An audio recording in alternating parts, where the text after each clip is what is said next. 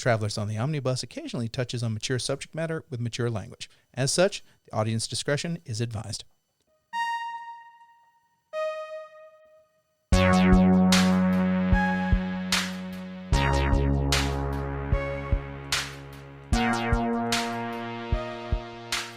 Hey everybody, welcome to Travelers on the Omnibus, a field trip through nerd and pop culture. My name is James McCarthy, and we're going to have another one of our rest stops. This is going to be a review of and wonderful reminiscing of the BST for BST, the brain surgery tournament for Brandon Scott Tanner that occurred at Macnarb Gaming in Gautier, Mississippi on October 28th, 2023. For those of you who might not know, Brandon Scott Tanner is one of the members of Team Metamorph, a competitive Magic team that plays here in the South Mississippi area. He's also one of the co-hosts of the Completed podcast alongside Christopher Vega and Brandon Smith. And it was a wonderful time we had. Well, you're going to find out about the wonderful time we had. One of our boys here on this podcast placed fourth, which was very good. And we're going to be talking about costume contests and Blood on the Clocktower. So without any further ado, past Jay, because I'm future Jay right now. I'm present Jay. I was Pat. I'll figure it out. But past Jay, take it away. But the BST for BST, Brandon Scott Tanner's brain surgery tournament was this weekend at Macnarb Gaming. It was also the Halloween costume contest and the Halloween party as well. First of all, just to get the quick shout out to Libby Spanier, Greg Spanier, again, for the event, but also for all the food they brought. Everybody did a potluck on that. There was a lot of great food in the building. Food, fun, and fellowship across the board, and so that was really great there. I'm going to let the man who participated in the tournament talk more about the tournament itself. So, Ethan, if you would, take it away. The Modern Unleashed tournament, BST for the BST, was a overwhelming success. In a tournament where 17 people entered, we were able to raise a little over $2,000. Oh, wow. With 17 people. 17 people. That is including tournament entry, proxies, payments during the game. To draw cards. To draw cards, all the raffles that were going on. All of that is included. And so, for me, looking as an outsider looking in, there was a good positive energy in that room. Like you playing it, I've been to Magic tournaments, like even where there was a charity focus in there, it somebody fucking soured it, and that was furthest from the case here. Yeah. Everybody was respectful. They were digging the format. A few people didn't get the flyer. They were only told about the tournament, so they weren't aware of the unbanned, the unbanned list, and also the being able to draw a card for it. So that was kind of weird, but people got over that because, again, the cause overcame the competition. So I was very happy about that end of it. As for myself, for the tournament, I did really, really good. I placed top 8, getting 4th place overall. Oh, so what did you end up getting? I won a Modern Horizons 2 draft booster box. Oh, nice. What were some of the spicy pulls? I'm not gonna lie, I pulled some pretty damn good stuff. Why you have to refer to notes? You can't just say I got this and this, and I'm the baddest man on the planet. Pulled too many good things. Oh yeah, shit! Way too many good things. I pulled a Fury, which is market price $45. Accentuate on that. What was that again? Fury. Okay, Fury. The card Fury. Right. Solitude. Valuing $35. Very nice. Esper Sentinel valuing $27. Cabal Coffers valuing $17. Subtlety valuing $17. Some fetch lands. A lot of evoke cards you got there, buddy. A lot of evoke cards. A lot of high value mythic and rares.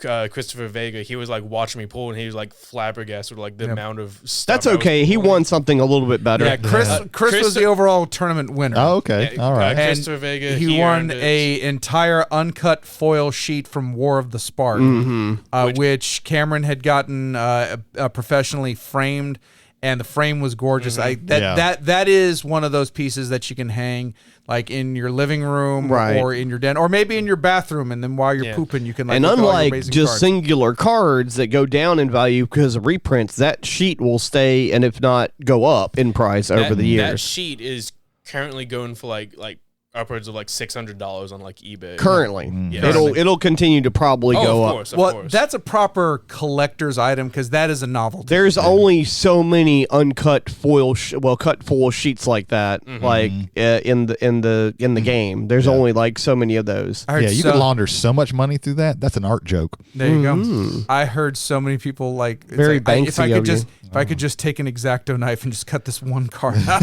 My favorite art thing is Banksy when like they sold that one painting in an auction, and then like as soon as the painting was sold, they hit a button and the painting shredded. Yeah. Halfway and then broke. And then yeah. the shredder broke because it took too long to get that thing to Right. auction, so the thing like actually And it ended up being worth. worth more money now because of whatever art.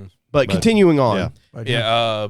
A lot of people they definitely held no expenses. A lot of the people, I like to believe in Vega, Brandon Scott, Tanner, BST, Brandon Smith. They're all agreed. Like I was the reason people paid a lot of money because of the deck that I was Yeah, because you came in with Yeah. best in format. I think from what I understand. I came in with the best deck in the format. It's Hypergenesis. And oh yeah, I heard stories about people losing on turn one. yeah, so for those that aren't equivalent knowledgeable in Magic, I'm able to win on like turn one. If money was of no expense, Yeah. I win turn one. Yeah.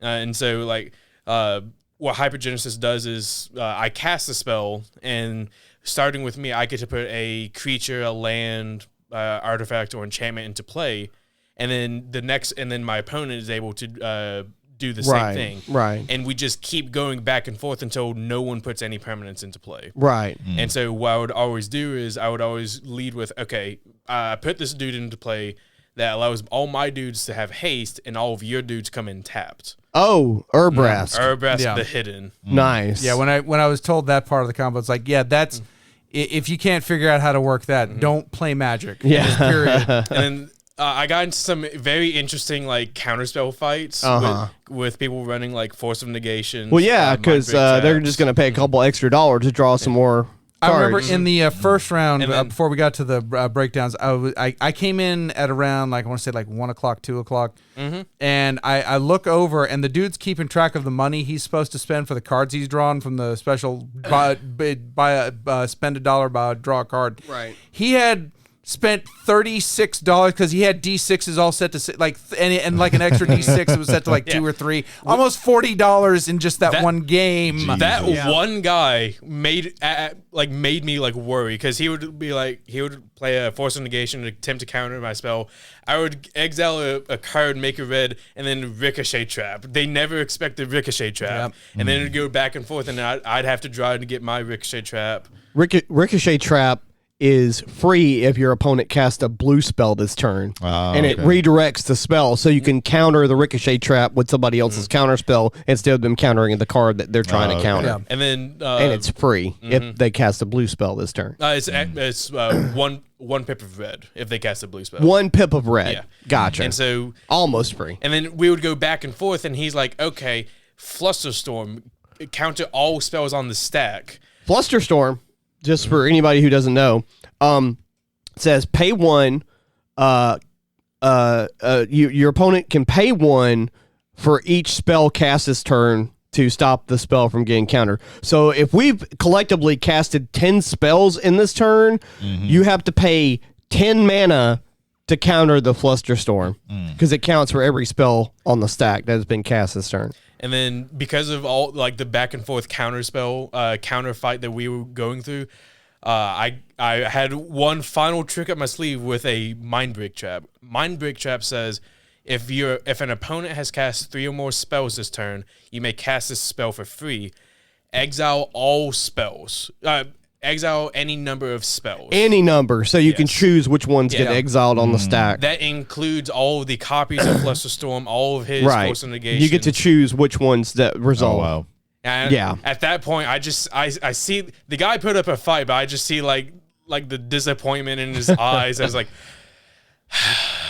Just remember, I crushed you for charity. Yes. There is nothing better than seeing that person tilt when you pull something out of your ass. This is not magic, but this was, and I've told this story several times, and several. I think everybody's going to hear this again. But when we were playing the regionals for the Game of Thrones card game, I was playing Stark. Was that the one where he was playing like It was Baratheon. It was Baratheon that he was playing. And he swings in with a challenge with Robert Baratheon, King Robert, and for every card that's tapped, kneeled, he gets +1 power. I have all but like 2 of my cards are tapped, and I have like 5, 6 on the field, and he has like 3 or 4 on the field. So he's swinging for more than I can block. There's nothing that I can really block it for. But I have a character, Grey Wind, who I can tap him to kill a character of power 1 or 2 if Robb Stark is on the field. Robb Stark was on the field. I had Robb Stark, Eddard Stark, and a couple of Grey Wind and a couple of smaller characters. It doesn't have to be opponent's characters. It can be anybody's character. I have a one drop guy who's just, they were called reducers. You could tap them to reduce the amount, the cost of whatever you wanted to play. So I tap Grey Wind and kill my own character. Robb Stark, he has the ability when a Stark character is killed, stand all your characters, untap all your characters. Interesting. So he swung, and I stood there and I counted a couple of times. I was like, well, okay, all right, I've got this. Yeah. So I kill him. I kill my own character, stand all my characters. Then I block with my Eddard Stark and his and my Robb Stark. Then my Robb Stark gets they both get an extra power because they had the renown keyword, and then my Robb, when he gains renown, he gets another character renown. So like chaining. I put the guy on tilt with that because he was like, I didn't even know that was possible. Mm-hmm. And I was like, yeah, it is. Yeah. So yeah, there's no better when you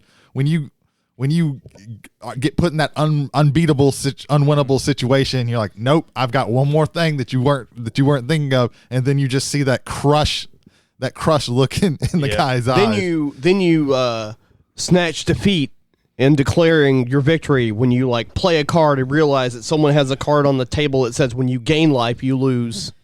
Yeah. Mm-hmm. That's happened. That's happened to Ethan once. That happens sometimes. But regardless of who won, who lost, like right, that wasn't the point. That wasn't the point. This entire event was. Yeah, I was playing in a tournament. That was in a tournament. Right. That was not just for Right. charity or anything like that. This entire tournament was a huge success. Right. Better than what any of us could have expected. Yeah. And so I just want to like thank everyone that showed up for it. Oh yeah, showed up and put out for it. So I was surprised that it was only 17 people. I was too. Like the runner up gets a dual land. Yeah. Like that's the level of prize support for that tournament. And then the next 3 to 8 get a box. And like a modern based box. So Yeah. I won't say I was disappointed. I was just surprised that it was. But everyone who showed up to that like came to win. Came to play and did it for came a good to cause. donate. Like And so I was $2,000 out of yes. 17 people. Yeah. That's impressive. Yeah. So that was fantastic. The night then went into the Halloween costume party. The costumes this year were very on point. We had more couples signed up at the beginning than we had individuals. Yeah. Which was messed up, and the entry was free. Yeah. So come on in, just enter the costume contest. Oh, for anybody didn't feel like doing the math, that was roughly about $117 per person. Yes. Yeah. Yes. Between If you fees add- to get in, proxies, and Yeah. paying money to draw cards. That's Right. again just absolutely fantastic. The solo winner, I was actually the MC of the event out of fucking nowhere. So it was Yeah. kinda cool. Okay. I saw that. Yeah, the solo winner was a Reddit moderator. God. He was a guy in a trench coat, a fedora hat, and a keyblade. I thought it was a troll, but it ended up carrying the day. Like once the Florida votes came in, all the precincts were like, okay, we can declare this a winner. The couples, there was no group. No one came as a group to Right. enter it. It's just like, I was like, Roger, you and me, let's just say we're in the group stage. We can just win. It's a Jedi and Roger, and we could get 25 die. We did not do that. At least I don't know. Roger, to let us know if he actually did that for us. But anyway, no. But the duo was Savannah Vega's, I believe, mother and father. They came as Perseus and Medusa. Oh yeah, the Medusa came in with the full-on like snake dress. I saw that. It was at first, when I looked at it from afar, I thought, "Oh, it's a wood nymph." And I was like, "Wait a minute, those branches got teeth. Never mind, disregard." And then he kept holding up a whole bathroom mirror. Just of like, oh, it was fantastic. It was, I also love like Savannah Vega, Chris Vega's wife is she had her costume was the Eye of Sauron, and it was just like a big eye over her face, and which he had means to lead. She couldn't he see. had to lead her. He had to lead her around. I it was saw great. that. It was great. awesome. And then it was like 10 minutes of that. She's like, I'm done with this. High concept done. Moving on. There we go. And then we finished up the night with Blood on the Clocktower. It is a first for the shop. It was the first time Evil clean swept the whole board. Damn. Not a single good person was left. MVP again goes to Chris Vega. He was the poisoner. He knew exactly where to poison and how to basically just keep everything off of him. His sister, I believe, was there. His sister was the spy, so she knew everything. She stayed through the entirety of the end of it. It was. That's impressive. At least some of those people were drunk, right? Maybe not as bad as last year. There was no one drunk enough to where they couldn't reason things out. That's always good. I will say there were some people who were happy. Yeah. And there was one person who was unhappy. Oh. We had to give out rolls 3 times because the first 2 times people kept grabbing 2 rolls. And so I finally was like, okay, I'll be the kindergartner teacher. Everybody's getting their snack from me. Here's your snack. Here's just basically giving everybody their one chip. So everything. And this person was on bad team the first 2 times and then was on the good team, and they didn't want to be on the good team. And so they kind of just phoned it in. Not even that. They didn't even pick up the receiver. I'm just gonna leave it at that. Like That's if people start accusing you of being the bad guy, defend yourself. Yeah. And didn't care. And then after I've explained to you that death is not the end, you stay in the game. It's like, oh, I gotta stay in the game. I wanted to be the bad guy. I'm like, no. That's not how that works. So if there's one spot on that was like, right. But other than that, I think it was a very fun game for the people. And also the people who engaged in that game, it was a fun game. Right.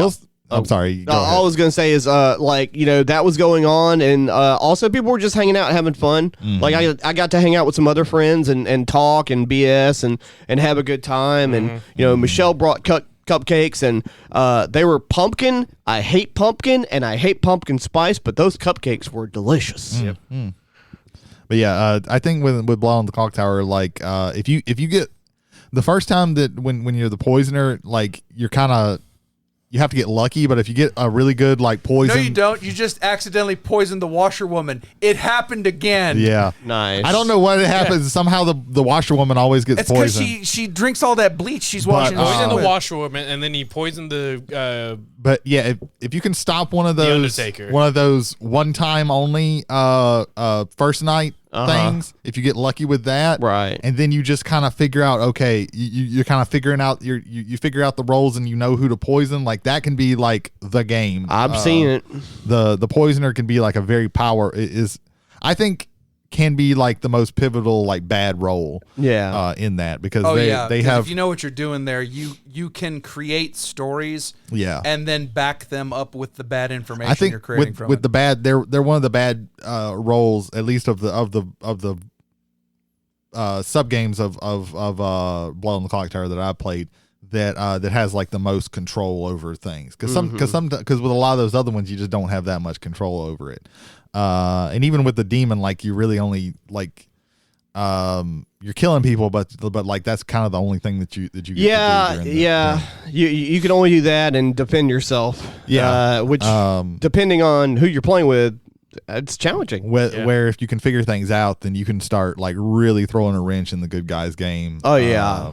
In that one, when you're the poisoner, right? Yeah, I'm glad all that was everything was. It was a great time, dude. Success. I think like it ended up like after everybody left, it ended up being like Outside, it was like me, Austin, Jay, Ashley Krebs, and I think one other person. It was like 4 o'clock in the morning when we left. Oh, wow. Yeah. I can actually tell you it was around 3 o'clock when y'all left because it was 4 o'clock when I left because Gotcha. I It was got 3 all o'clock. the tables back into order. It was 3 because- o'clock. wow. Yeah, we stayed up there until 3 o'clock. I'm wow. I'm very particular about like if I put a game together, I'd like to break it down and put it together. Yeah, myself. that's understandable.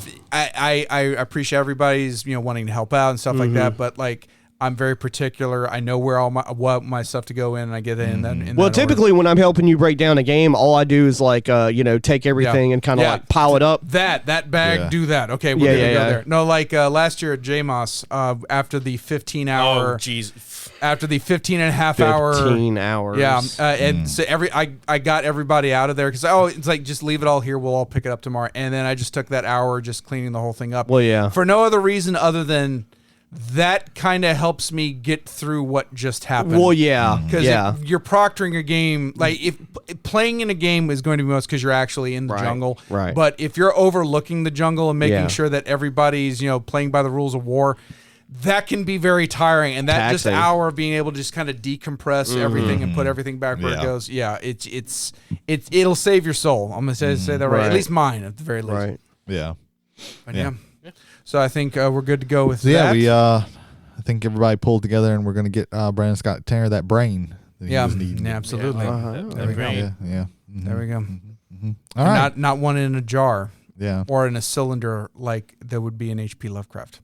Yes. And with that, we are back in the present, or possibly the future. I will figure out this time stuff later on. But to Brandon Scott Tanner, brother, we love you here over at Travelers on the Omnibus. We're grateful to Cameron Spanier and to his father and mother, Greg and Libby Spanier, for putting together one hell of a tournament and to bring that kind of community together with that much positivity. It was a really great sight to see. I know we've said it before earlier in the cast, but I just want to say it again. So keep up the good fight, brother. We love you, man. Take it easy. And with that, I guess we're going to come into a close here. Ladies and gentlemen, as always, thank you for stopping by. If you are regular passengers on the Omnibus and would like to bring more people on, but they do not listen to podcasts on the networks that you do, we are available on Spotify, Apple, Google, soon to be YouTube Music, and Amazon. If you have any feedback for us, that is travelersontheomnibus@gmail.com. Again, that's travelers, 1L, on the omnibus @gmail.com. For Travelers, I am James McCarthy. Thank you for stopping by, guys. Enjoy the ride. Have a good one.